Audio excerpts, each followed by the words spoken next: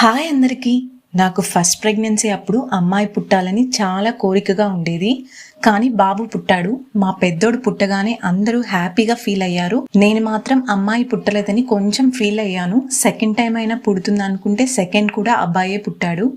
అమ్మాయి అయితే క్యూట్గా పిలకలు వేసి పూలు పెట్టి మంచిగా రెడీ చేసి ముద్దుగా చూసుకోవాలని నాకు చాలా ఇష్టం. అమ్మాయి ఉంటే తను పెద్దయ్యాక అన్నీ షేర్ చేసుకునే మంచి ఫ్రెండ్గా కూడా ఉంటుంది.